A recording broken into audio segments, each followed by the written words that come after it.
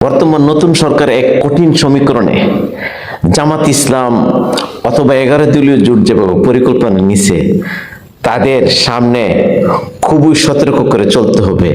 ইতিপূর্বে আপনারা জানেন 11 দলীয় জোট অথবা জামাতি ইসলাম তারা একটা ছায়া সরকার অথবা শ্যাডো ক্যাবিনেট তারা গড়তে যাচ্ছে। এই শ্যাডো ক্যাবিনেট খুবই গুরুত্বপূর্ণ। একটা সরকার অথবা বিরোধী দল অথবা দেশ গড়ার যে একটা সিস্টেম ওয়াইজ খুবই ভালো। বহির্বিশ্বে যারা ইউরোপের অনেক দেশই আছে এরকম শ্যাডো ক্যাবিনেট, খুবই ভালো, যেটা ছায়া সরকার হিসেবে পরিণত। এই ছায়া সরকারের কাজ হইল একটা মন্ত্রীর আর একটা মন্ত্রী ছায়া হিসেবে কাজ করবে।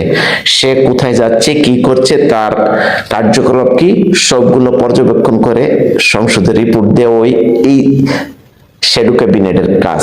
খুবই ভালো লাগতেছে এবং বাংলাদেশকে নির্মাণের জন্য যে প্ল্যানগুলা আসলেই 2024-এর পরে এই 2026 সালে আসিয়া বাংলাদেশের যে কাঠামোগতভাবে গুণগতভাবে রাজনীতিবিদরা যে পরিচিত বা পরিবর্তন হচ্ছে, এটা একটা বড় একটা অ্যাচিভমেন্ট বাংলার জনগণের জন্য।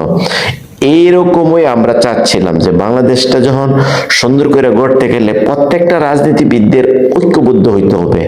মত এবং দলের পার্থক্য থাকবে, এক একটা ফিলোসফি নিয়ে এক একটা দল গঠন করবে, কিন্তু দেশ গড়ার ক্ষেত্রে সকলে একটা ঐক্য থাকতে হবে।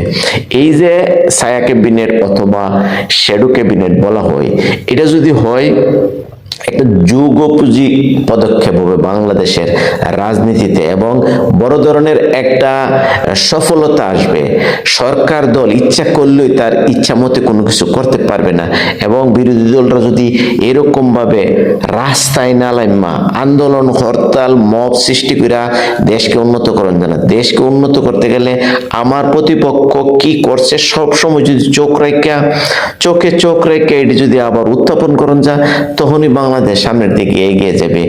এইটাকে অনেক সাধুবাদ, যদিও সরকার দলের আতঙ্ক ভয়ঙ্কর ছুটে যাবে, এইটা ভেরি গুড। এটা আমি জামাত ইসলামকে স্যালুট জানাই অথবা 11 দলীয়কে স্যালুট জানাই যে বর্তমান সরকার অথবা ক্ষমতাসীন যারাই আসবে তাদের এক ভূমিকম্প হিসেবে কাজ করবে। এটা তাদের ভয়ঙ্কর, তাদের যে আধিপত্য, তাদের যে কোনো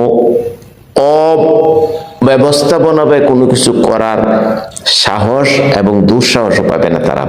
এই জিনিসটা যদি সঠিকভাবে করতে পারে, ইউরোপে আছে এরকম ছায়া সরকার, যারা ছায়া সরকারের প্রতিপক্ষ কাজ করে। ভবিষ্যতে যদি এই সরকার পতন হয় অথবা এই সরকার চলেও যায়, নতুন যদি আসে, যারা দায়িত্ব ক্যাবিনেটে কাজ করবে অথবা ছায়া সরকার হিসেবে যারা যেই দায়িত্বটা পাবে বিরোধী দল থেকে, ভবিষ্যতে তারা ওই দপ্তরে কাজ করতে পারবে। যেমন স্বরাষ্ট্রমন্ত্রী থেকে স্বরাষ্ট্রমন্ত্রী ওই পাইতে পারে, যদি সঠিকভাবে ব্যবহার করা হয়, কোনো প্রবকাণ্ড না, কোনো গুজব না, যদি তারা সঠিক তথ্যটা দিতে পারে যে কহিনো ভুল হচ্ছে, তার ভুল ত্রুটি তুলে ধরা হয়, এটাই বাংলাদেশের জন্য নতুন এক অ্যাচিভমেন্ট হয়ে আসবে এবং বাংলাদেশ আগামী দিনে যে সুন্দর ভবিষ্যৎ হবে এটার মূল উদ্দেশ্য ধারণা বোঝা যাচ্ছে। বাংলাদেশ সামনের দিকে এগিয়ে যাবে এই প্রত্যাশায় রাখি। নতুন সরকার অথবা বিরোধী দল তারা যদি সঠিক রাস্তায় থাকে, অবশ্যই বাংলাদেশ উন্নত বিশ্বে আবার সম্মানের সহিত দাঁড়াবে। ধন্যবাদ সবাইকে।